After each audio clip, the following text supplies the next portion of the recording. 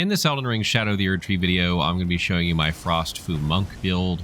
And this is a hand-to-hand build using the new weapon hand-to-hand. This is one that people were really wanting to check out from the gameplay trailers that were released pre-launch.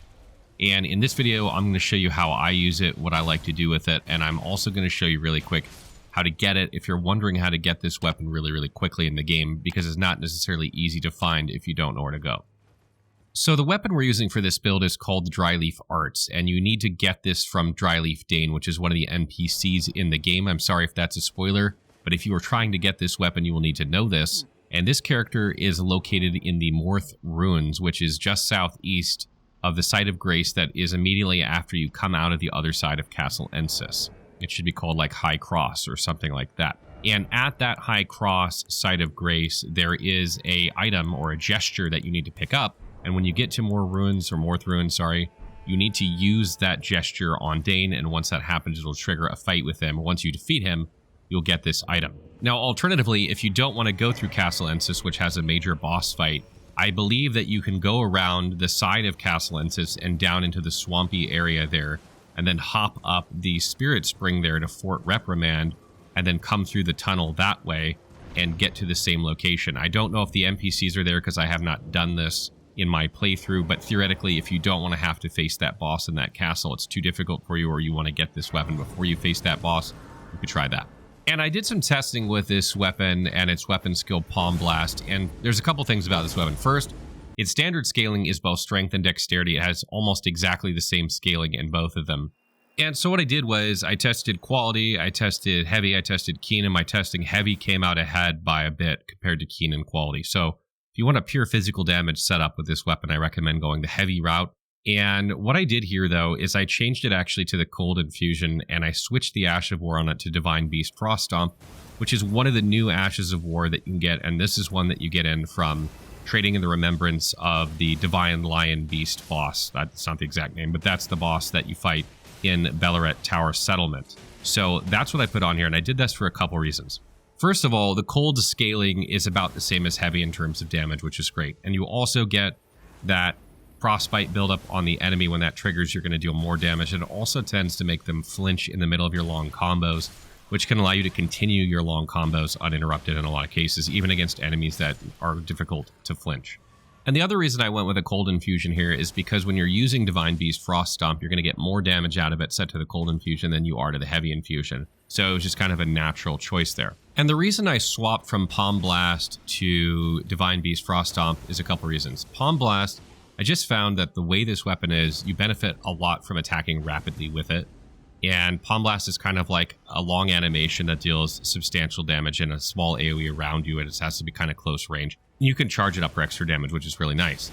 But usually when you're attacking from point blank, you want to keep continuing your salvo of attacks in order to just rapidly stack, like attack power buffs and things like that with like Rotten Wing Sword Insignia, and just continue wailing away on the enemy. You don't really want to stop to use this skill.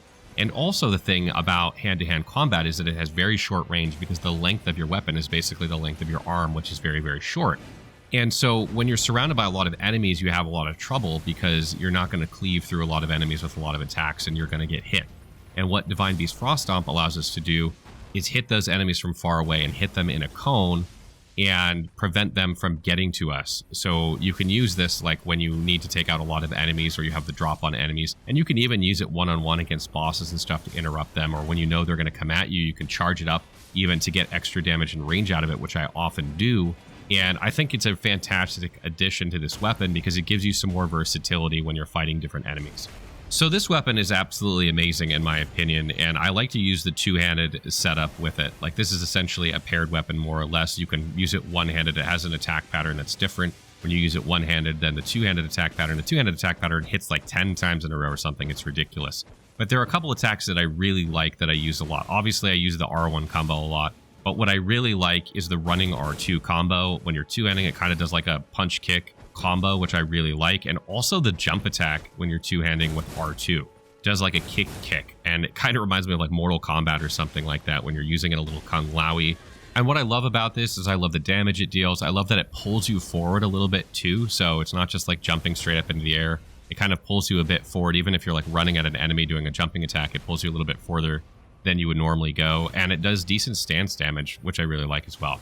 And when it comes to offhand, I don't have anything here, but what I would suggest is if you want to put something like Sacrificial Axe there or whatever, you can do that to get FP back, or some other weapon with, you know, some sort of boost like the Turtle Shield or something like that. But one of the things I want to bring your attention to is that this weapon weighs 1, which is almost nothing. So this is a great candidate for the Blue Dancer Charm, because you can keep your equip load way, way down with a light armor set, and you can increase your damage even more.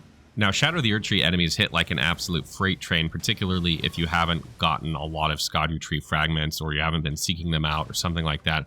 In successive playthroughs, when you know where they all are and you beeline for them, if they're close to you, it'll be easier to wear lighter armor, but I don't recommend doing that in the DLC because enemies just hit so hard, you'll probably die really, really fast. But I will say another good thing about not wearing really light armor and going the Blue Dancer Charm route is having 51 poise allows you to keep swinging through an attack and continue your long combo chains.